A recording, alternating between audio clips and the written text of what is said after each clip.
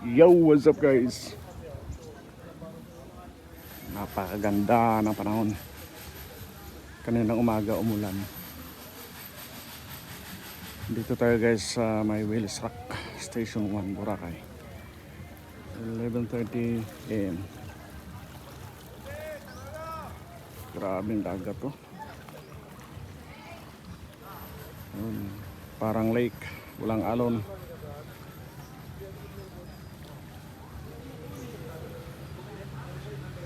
Ito yung mga partially demolished noong 2018. Yung iba hindi na nag-repair.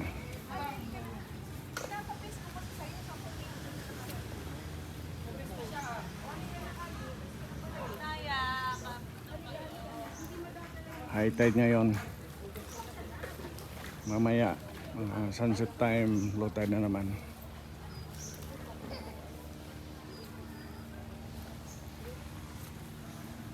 Grabe yung panahon, parang transisyon ng amihan pahabagat. Ganito yung panahon pag mga usually May, June. Ito lang problema pag sobrang taas nung high tide. Wala ka nang madaanan dyan. Kasi itong dinadaanan natin, ito yung plus 5 dapat. Kaya may 25 plus 5. Kaso dito banda, parang sinunod na lang nila yung linya ng mga building. Yan o, diretso na yun doon sa may Elizalde property, sa may Big 3. So pag abot mo dyan, dadaan ka talaga sa dagat.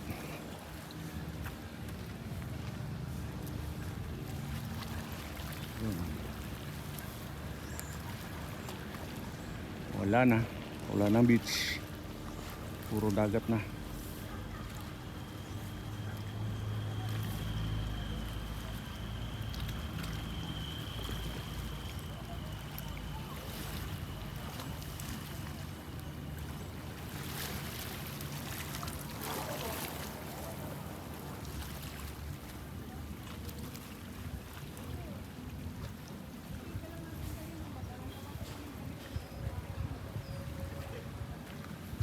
Balik tayo.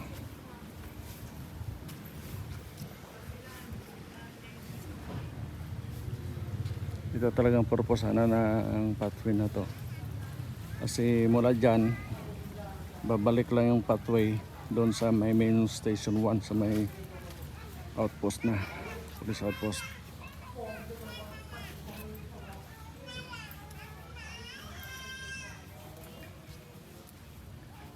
Matagal-tagal guys, wala tayong Boracay update. Ngayon lang ulit na tsimpuhan.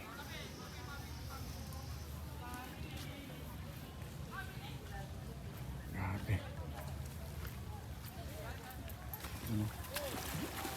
Ngayon, crystal clear. Sobrang ganda ng dagat. Ito yung advantage pag habagat time. Tapos kumalma yung dagat. Ang ganda niya dahil pag summer ganito din siya, kaso may algae.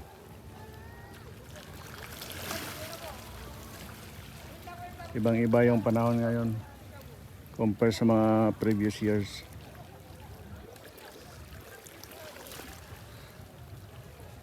Agosto ngayon, normally yung Agosto grabing lakas ng alon. Pero ngayon, tingnan nyo. Yan, napakaganda.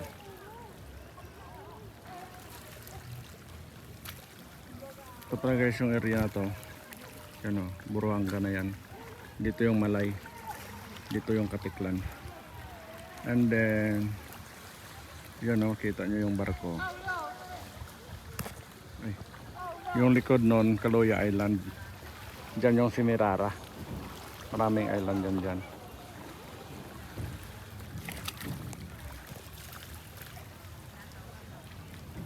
Yun lang guys, short update lang dito sa Boracay White Beach noon time.